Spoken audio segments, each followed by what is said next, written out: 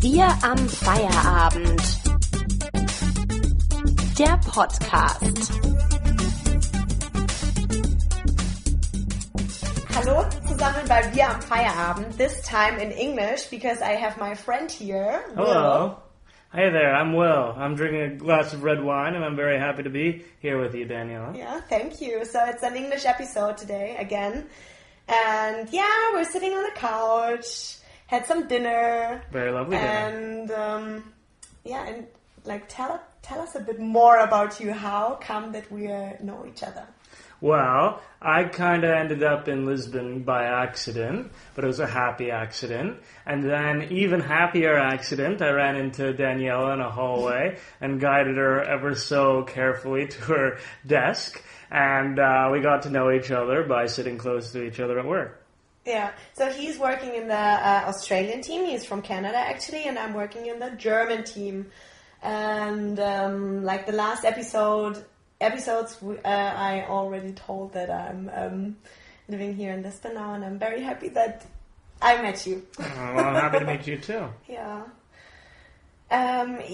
We thought about maybe talking about relationships today, and maybe also Tinder, which I'm not an expert in. You're not that expert too, but maybe we can just. I don't know. Well, I feel like we have both more expertise in long-distance relationships. Yeah. And you're an advocate, or you said you really thought it was possible if the love was strong enough to make it work. And you've made it work at least in short periods of time, no? Yeah. So what's your secret? I tell you my secret now. My boyfriend and me were together for 8 years, and now I'm here in Lisbon. He's living in Frankfurt, and I just have the opinion and the feeling that it always works when you really love each other. And the luck we have is that I'm okay with that, and he's okay with it too, but I can totally understand when it's not that easy for everyone. Right. I don't have a secret, like I can't tell you why it is like that. I don't know. Or what do you want me to tell? No, it's just that, like, I think a lot of people think that when you're not in the same physical space, or you're not going home together every night or often, or you're in the physical space of other people, that it kind of separates you mentally or emotionally from the relationship. And I guess what I'm asking when I say what's your secret is, like, how do you mentally and emotionally stay in that relationship when you're not physically occupying the same space? I think it's very, very nice when we see each other again to talk about everything what happened before. And I always made the experience that it's kind of annoying when you see each other every day and talk about everything you experienced. Every little thing. Every little thing. Of course, that can be nice too, but I think it's, Would you say you're a bit of a lone wolf? Yeah, I have the feeling like it is a bit like that, because I know a lot of, like, my friends, sometimes they don't understand, and they just ask me, how can you do this? And I always think I have to explain myself a bit, but So you like your personal space, and you enjoy it, and you're independent, and so basically it works for you to have a buffer zone or to reconnect after time. It's not maybe better, but it works. Is it better? I don't know yet, because we haven't lived together in these 8 years. But some people make jokes about, but when you live together, then it might be a problem. But I don't know. You're right. I don't think so. But what do you think about this? So the longest long distance relationship I had was this woman I met on Tinder, just to circle back there, on Tinder, and she was from the Ivory Coast, and we met in Toronto, and the interesting thing was that we would have never met had we not been on Tinder, because she lived in a different part of town than I did. Her English was functional, but not that strong, so we would have never really crossed paths normally. So it was only because we were desperately swiping on Tinder that we came across, and we really hit it off, really in a big way, and like right from the first moment we met. And then she had to go home suddenly to the Ivory Coast because of a death in the family.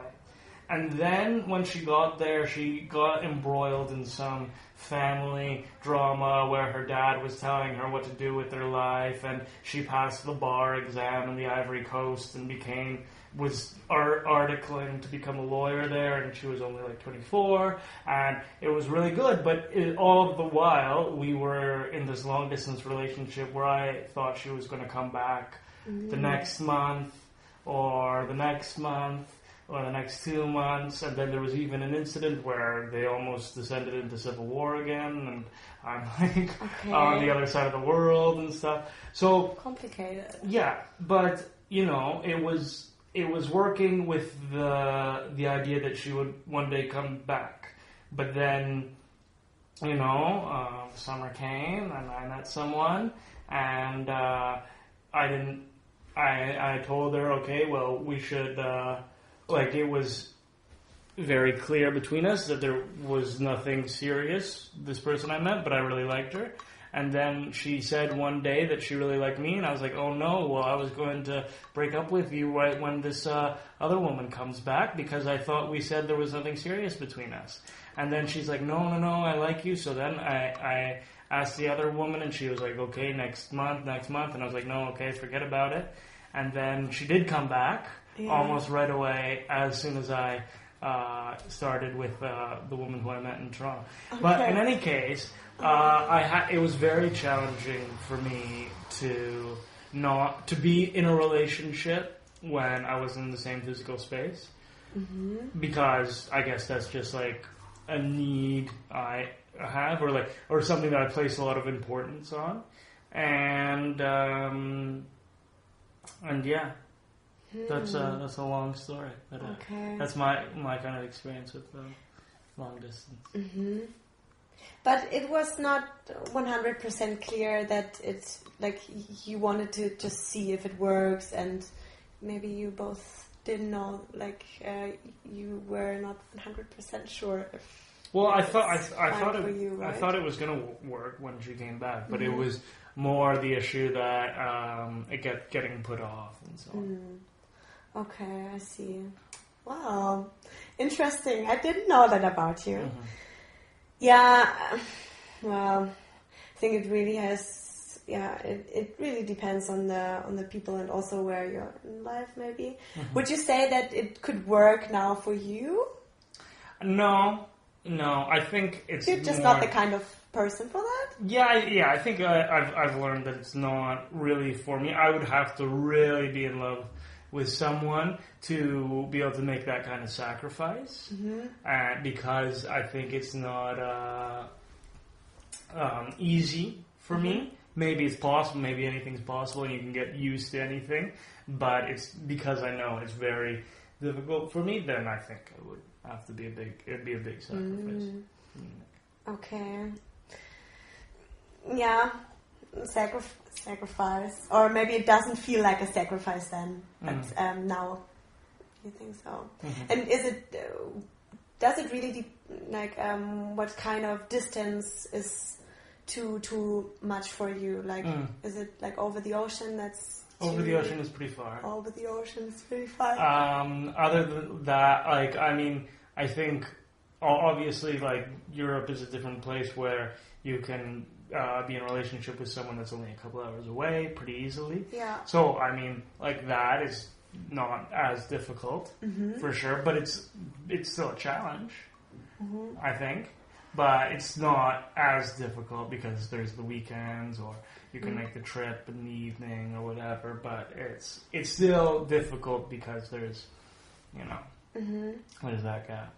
And would you like to speak about your day every day with the person you're with? I can definitely get you where it becomes monotonous. Annoying. Yeah, but I think one of the greatest qualities in a relationship or a partner is comfortable silence. and the ability to have comfortable silence. And if you don't really want to talk about your bullshit day that was, the same, you can still enjoy, time with the other person regardless. Once I had my religion teacher. He said, real love is when you walk on a beach and you don't have to talk. You just walk with your partner and you don't talk. It's just nice to have the silence. And I thought, okay, but it was just weird because he said this because he was a weird person, and I think it's not possible with him walking somewhere and he's silent. But he's right. Yeah. Sometimes you can't stand the silence and it gets maybe, weird for you. I don't know. But like comfortable silence is a good word. Yeah. Like, do you have sometimes the feeling you have to say something when it's silent? No, I know a lot of people feel that way, but I never do. Or at least not anymore. I don't. Not these days. I can tell when other people do and they don't feel comfortable with the silence, but sometimes I'll say something just to try to make the other person feel more comfortable, like this is nice or whatever, like that. I can remember when I met the parents from my boyfriend, for example, and sometimes, because they can't speak that well German, it was silent, and I just wanted to say something, and I was looking through the room. Okay, I really need to find like a topic now about which I can speak. And then I saw like the milk, and I said, I just like drinking milk. Oh no, really? And what did they say? Like this. Yeah, real conversation starter. There you go. And then, or when you sometimes are with colleagues or like your boss in an elevator, for example, and then you start to talk about the weather, and that's always annoying, I think. Yeah, I feel you. I mean, I think we have this demand to be social a lot of the time, and it's like you have to be normal, you have to be social, you have to be cheery, you have to be bright, you have to be fun, and if you're not, then you're weird or annoying or something. And I think it's like this demand that we place on ourselves, but really it's more weird or annoying to have to always fulfill arbitrary demands that don't really serve any purpose except for fooling other people or trying to fool other people to think we're someone we're not. Yeah, right. And speaking about social, we have that program here in Lisbon, and I think it's also in other countries. I saw it in Copenhagen, for example. It's called Speak Social. Speak Social, right? And it's about, would you like to tell? It's like about integrating refugees and migrants into the local population by improving their language skills.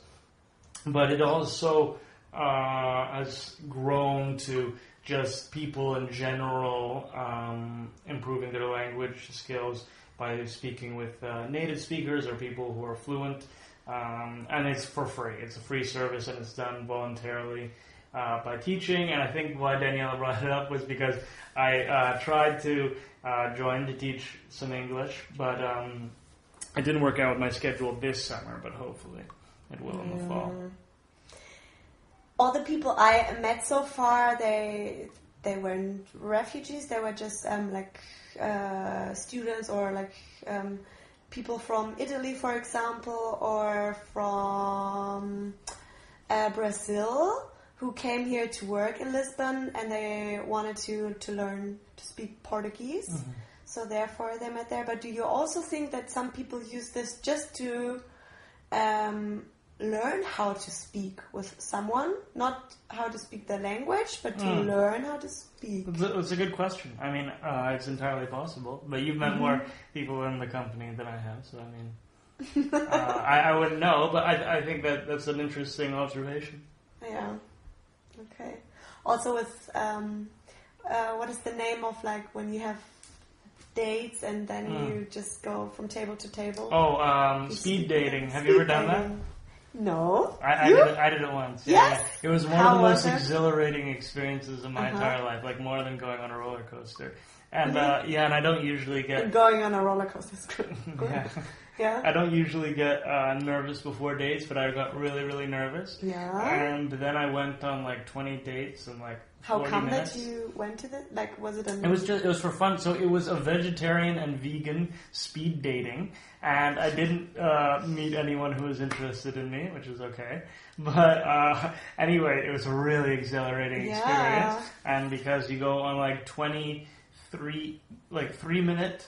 There are 3-minute dates or something, or 2-minute dates or something, and there were 20 people, and like so every 2 or 3 minutes they'd ring a bell, and then all the guys would get up and move one over. And every 20 minutes? No, every 2 minutes. 2 minutes. 2, okay. Yeah, 2 or 3 minutes, and then there are 20 people. So there are 40 people.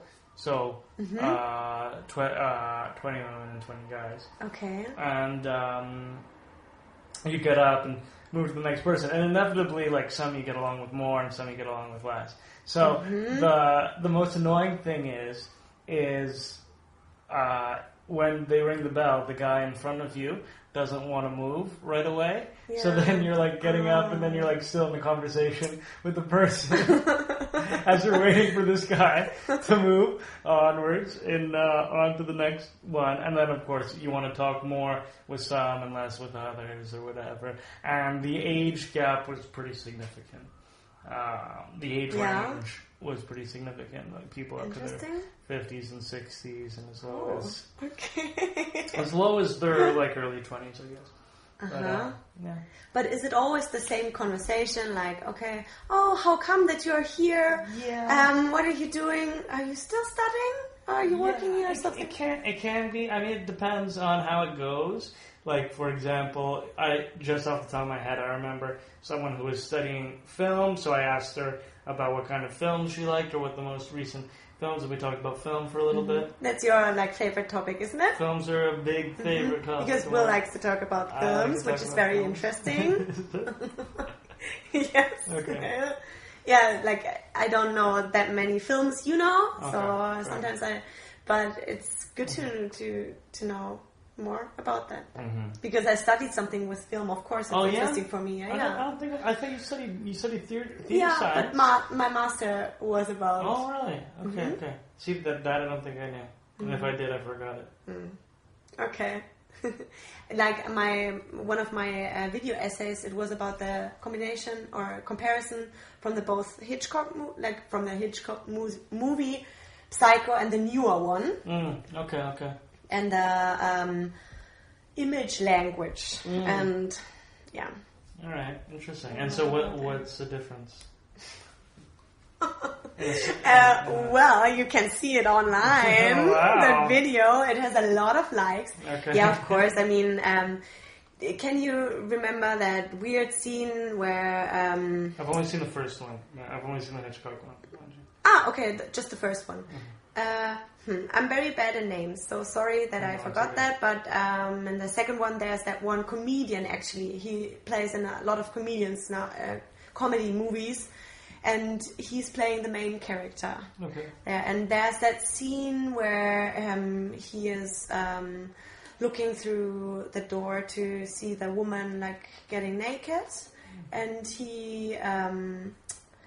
He has a good time. Yes. And of course, in the old movie, you can't see it that well, but in the new one, you can see everything. Right? You can hear everything, and it's really disturbing. It's disturbing. Okay. Yeah, differences like that. Yeah, interesting. Wow. Do you like disturbing films? Well, depends on how disturbing. For example, that scene. I didn't enjoy watching it, I would say. No. But actually, I love psycho thriller and stuff like that. Yeah. You? Yeah. I really love disturbing movies, psychologically disturbing movies, and conceptually disturbing movies. I think I mentioned to you once before. There's this great movie on Netflix called The Discovery. And it's about this guy. It's a fictional movie. It's about the scientist who finds out that there's something after this life after we die. He doesn't know what. He can't tell what it is, but he can tell. He has proved for sure that there is something after this life, but we don't know what it is. And there is a problem in the that happens afterwards where everyone starts killing themselves because they're so unhappy with their lives. They don't care what's next. They just want to take the chance. So they're like, okay, whatever. Now that I know for sure something is next, even who knows what it is, I'm going to get out of it. And of course, he did not intend for this to happen, but now he has this problem to deal with. That he has one of the biggest scientific breakthroughs in the world, but now it's causing everyone to kill themselves. Yeah. And how does the movie end? Well, everyone's killing. Okay. It's called The Discovery. The Discovery, okay. And that reminds me of the movie, it's a French movie, Mature. Okay. Do you know that one? I don't think I do. Maybe I told you. It's also about like a family, like a couple who gets a lot of young women into their house and they're torturing them. For example, they are like... putting their skin off, and then they have that kind of moment before they're dying, but they're not dying. Oh fuck! And they can they try to get like the answer, like, okay, what, like, do you have that tunnel view, or what is tunnel help? Like you see the light at the end of the tunnel. I mean, yes. And like, is there a life after death? And that just reminded me of that. But that was the most horrible movie I've ever seen. Sounds really horrible. It's I can't recommend it, so please don't watch it. Okay. But movies not to watch. Yeah. French movies, I think a lot of are a bit disturbing. I think. Yeah. I'm sorry, but that's my experience. Okay. I like some French movies. There was a really good one called Love, and it's like 90% sex. The movie, like, is like almost entirely just. Can you sex. recommend it? I highly recommend it. It's a really beautiful film. And it's not just a sexy film; it's like an art film, but it's a really beautiful, and it's about an American in Paris, and struggles with relationships and sex and love and finding yourself, and it's very beautiful. It's really beautifully shot and written and stuff. And it's extremely sexy. Like, as sexy as it gets. Okay. So, I think, and it's done by a very famous French director whose name I currently forget. Is it about a couple, or it's It's largely revolves around one relationship, but he has many relationships in the film. The main character. Yeah. Is it a famous actor? Actually, the movie is famous, but that guy had never been in a movie before. Okay. And the director decided to choose someone to play the role who never acted seriously before, as experimentation to try to make it really real. Ah. Interesting. Yeah, I always think, how can you just play that in front of a lot of cameras? Like, don't you fall in love with that person when you're like so intimate with someone? Exactly. Like, I would, really if I was in the play, I probably would. Yeah, because but you acted in your past, right? Yes, but most as a kid. But yes. Okay, yeah, I acted in one play, but it wasn't about. It was just a comedy. So I can't tell how it is with having a love scene. What was the comedy? It was about like Christmas in May, and in Germany, in German, it says like Weihnachten. It's like May Christmas. Okay. Yeah, and it was like the play was, I don't know, 10 minutes. And that's it. Actually, it was just a comedy, nothing. Well, that sounds interesting. It sounds funny. Yeah. What was your play about? Yeah. So I mean, I was in a bunch of plays as a kid, like Rumpelstiltskin and Noah's Ark and stuff like Noah's that. Ark. Yeah. But Robin What Hood did you play in production. Noah's Ark? I was the peacock. Not a very major role in Noah's Ark, but I decided to put on a British accent for it, and I was really, I was really well received. a long time ago. But since then, I was a performer of like slam poetry on stages for like 5 years. So that was mostly most of my stage performing career, but it's like a solo thing. Yeah. Which is very interesting because Flo, normally that guy who is in our podcast, he is organizing a lot of poetry slam events, and he does also poetry slam. So yeah, Flo here. Okay, well I should meet him or talk to him. You won't meet Will, but it's nice to hear. Yeah, no, definitely. Okay, and you've never like. How do you feel more comfortable to be yourself and to do poetry slam, for example, or to act? Yeah, and to be like to play the peacock, for example, to play something you're not. I think like poetry slam is what I feel most comfortable with, but so often I think the biggest challenge with performing as yourself is to actually be yourself and not invent some character to mask yourself with, and I think that's one of the biggest challenges of like performing vulnerably or showing who you are, is that actually like not accidentally putting on a voice, because that tends to happen out of fear. You put on a voice, or out of fear you write something that isn't you. What do you mean you put on a voice? You're not yourself. You get up in front of a bunch of people, and all of a sudden your voice changes into something that you think is cool, and you start talking in a way that isn't how you normally talk. Okay, so you think real acting is like just to still be yourself in a way? Well, I mean, poetry slam is a bit different, but like it's more that it's embodying so with acting you're embodying a character, and with poetry slam you can embody a character, but I think part of the point is to not embody the character and then claim that character is you, kind of thing. Is to be able to move from yourself to other people instead of trying to use other characters to mask yourself, and a lot of the time that's the danger. Interesting. Okay. And what was your experience in acting? I just thought, okay, I'm just playing someone else. But acting is actually, sometimes I think it was a bit weird to see in school, for example, some friends of mine in different roles. And I'm more the kind of person who just likes to be herself and like do radio or something like that. But it's interesting if other people can do this. I think it's not my talent. No. Okay, fair enough. There's a great movie called... So have you ever heard of the movie Man on the Moon? Yeah. Okay, so there's a great movie about Jim Carrey and how he got into the role for Man on the Moon. And so he played this very eccentric, very odd, and legendary comedian. And to get into the role, and they said that at the time that Jim Carrey was the only one who could ever play. Andy Kaufman was the name of the comedian, because it was such a bizarre story. And so there's now a documentary about how Jim Carrey got into the role of Andy Kaufman. It's called Andy and Me, and in it they're interviewing Jim Carrey, but Jim Carrey is in his role. He's in the role of Andy Kaufman, and he is talking about Jim Carrey.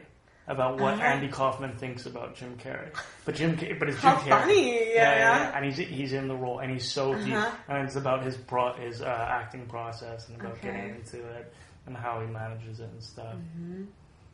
Can you see? Can you watch it on Netflix or? Yeah, it's on Netflix. Okay, I think it's maybe even on Netflix. Funny, but I'm.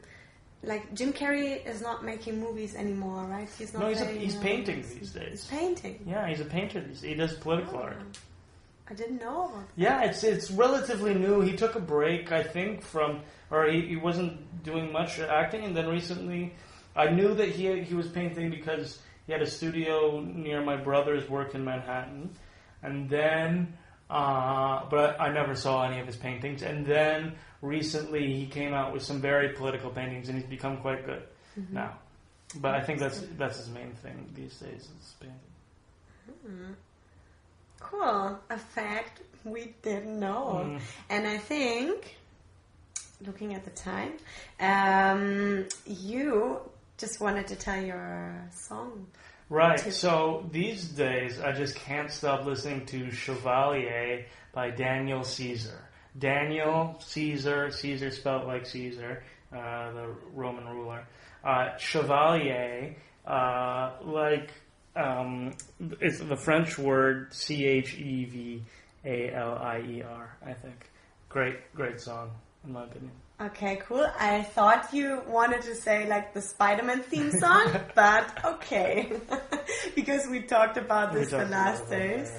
The 1960s theme song. But okay, I'll listen to that too. So thanks for... It went by so fast. I thought it was like 5 minutes. It was actually just 5 minutes, but I just thought maybe it's short. better to stop it now. Okay, well thanks, and maybe see you again. Yes, I'd love to. Okay. Bye. Bye, thanks for having me. Wir am Feierabend. Der Podcast.